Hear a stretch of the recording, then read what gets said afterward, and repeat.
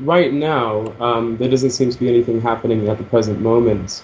But like, last night it was really, really bad in Manchester. I mean, it's been focused in London for the past 4 days, but last night was the first time violence kind of broke out in Manchester and really badly in Liverpool as well. Um, and As a citizen, what do you see? They are attacking the people, the shops, or also the houses? Yeah, it's mainly shops, and it's mainly kind of confrontational against the police. It's not so much people. There have been a few instances where they have attacked people, but those have been very much, highlighted by the news. So it seems those incidences are a lot less frequent, attacking other people. It seems like their targets are shops, are looting to get free things, and to attack police. Who are these guys?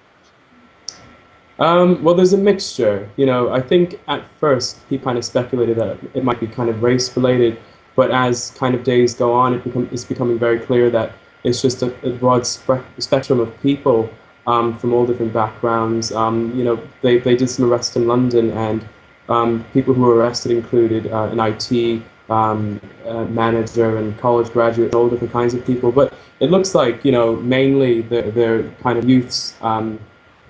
Of all backgrounds, aged anywhere from as young as 9 all the way, up to university age. When the people who, the question that we do here, it's why they are doing that. It's a kind of protest, or it's like riot, like a crime.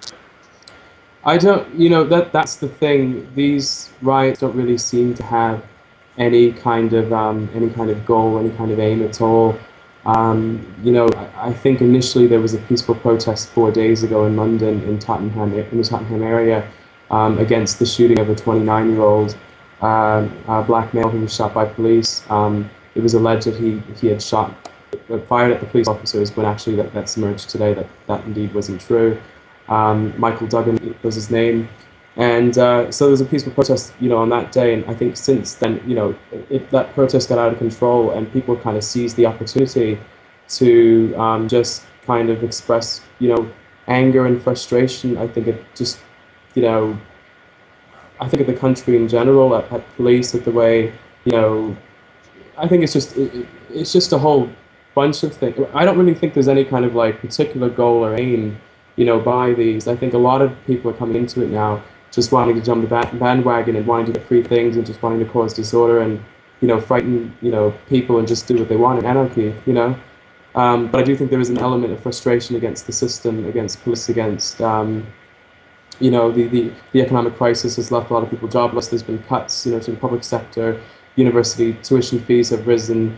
Job cuts have affected kind of youth centers and things like that. So I think a lot of young people are very angry, and they And feel, do you believe that the government is doing enough? Or what do you think that is needed to do? I don't think they're taking as strong a stance as they could be against this. I think, for instance, in Manchester, I can speak for Manchester definitely. We sent loads of police down to London to help out with the riots down there. And when I was walking through Manchester yesterday, there were definitely more police than usual. Probably about 200 police or so in Piccadilly Square, and a few others scattered about the city. But it was nowhere near the amount that there really should be, for a problem of this magnitude. So Do you agree that they could definitely police do a lot should more. use? It's kind of Do you soft agree that as well. They could be using, rubber bullets and what. I mean, I don't like the thought of that, but the fact that this widespread looting is just completely out of control.